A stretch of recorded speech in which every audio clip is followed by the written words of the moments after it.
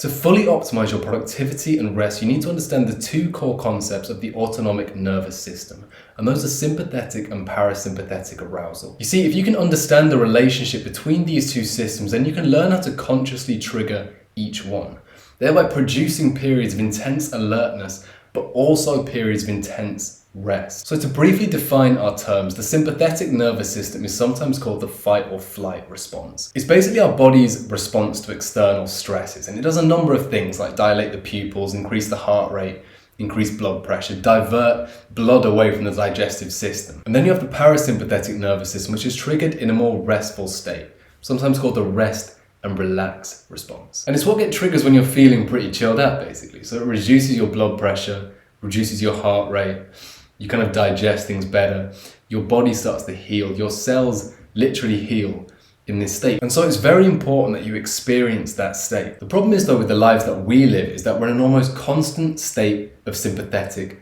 arousal. Things like social media, like pornography, like alcohol, like sugary foods even, everything, they trigger the sympathetic nervous system. And this creates problems because if you have chronic triggering of the sympathetic nervous system, then this leads to things like hypertension, anxiety, depression. A lot of these symptoms that we have in our society that we kind of think are due to different things are actually because we live almost our entire lives in this kind of fight or flight state. And more importantly, you just don't experience those crucial benefits that we talked about in the parasympathetic nervous system. Things like your cells literally healing, things like digestion taking place, like stress being reduced. You don't experience those things.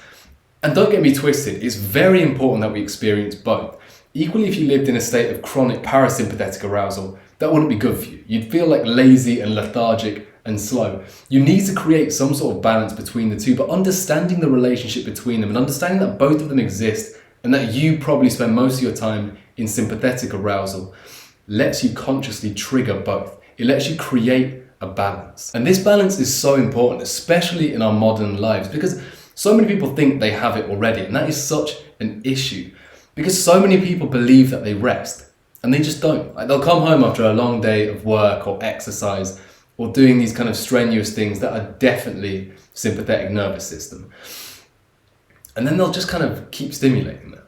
Like they'll go home and be like, oh yeah, I'm chilling out, I'm having a rest by watching Netflix, by scrolling through social media, by watching porn, by smoking, by drinking. All of these things that trigger sympathetic arousal. It's kind of crazy. Like if you actually think about it, when was the last time you properly rested? And other than sleep, we don't count sleep because everyone always does that. But when was the last time you consciously were in a state of parasympathetic arousal where you were just sat there for a long period of like half an hour to an hour, longer than that even to be honest, just sat there completely by yourself, with your own thoughts, without external stimulation. Not necessarily with just your own thoughts, but not with things that create like excesses of sympathetic arousal. But anyway, like we said, both are important. So firstly, how do you trigger sympathetic arousal? And this is a lot easier. You can understand this bit more, and it is useful. Say before periods of work, like before I started recording these videos, I triggered my sympathetic nervous system. I did certain things that created sympathetic arousal because I know that creates alertness, awareness, and higher energy. Things like cold showers, things like hyperventilation and the Wim Hof method, caffeine, sugar and protein-rich foods. All of these things trigger the sympathetic nervous system, and that just makes you perform better in certain activities. Like if you're gonna go to the gym, you don't wanna be in a state of parasympathetic arousal, right? You want to be in sympathetic arousal. God, those words are such a fucking tongue twister. But yeah, if you're going to the gym or you're doing hard work, then you want to kind of have like that alertness and that awareness that sympathetic arousal brings. But then more importantly for the context of this video, how do you trigger parasympathetic arousal? And this is the important thing. You need to be doing this actively in your day-to-day life. After you finish your chunk of work, consciously trigger parasympathetic arousal. Say to yourself, all right, I've worked. Now I'm going to rest. And do that. So the very actionable steps are deep breathing and meditation. And the first deep breathing step is called the 4-7-8 method, and it's so easy to do. Literally just breathe in for 4 seconds, hold it for 7 seconds, and breathe out for 8 seconds, and then repeat that 4 times. Just doing that can trigger parasympathetic arousal. It can put you into that restful state where all those magical things that we spoke about before start to happen. Meditation does the same thing. Listening to chill music does the same thing. Dimming your lights or using red lights like we spoke about before does the same thing. But most importantly, brother, is avoiding stimulus in this time. You need to have sections of every single day where you avoid stimulus, where you have rest time that isn't devoted to watching Netflix, YouTube, porn, drinking, smoking, whatever.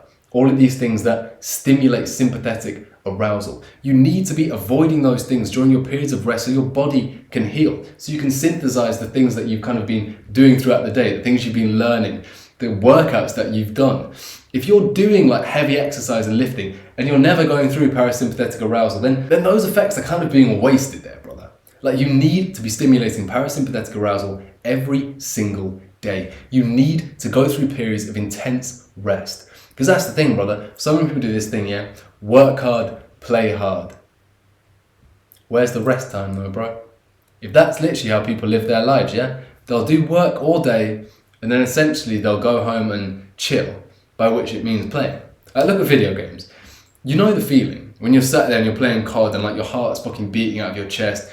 You're playing FIFA and you finally it's like the 90th minute and you're 2-2 with that mate who always beats you. Your heart is beating out of your chest. You're watching a YouTube video, you're creating an emotional response. A Netflix show, emotional response. If it is giving you a response, then it isn't relaxing. It is stimulating you and you need to cut it out during those relaxing periods. So anyway, thanks for watching the video. If you gained any value from it, drop a subscribe and come chat to me on the Discord or give me a call. I'm proud of you, brother. Manifest excellence. Goodbye.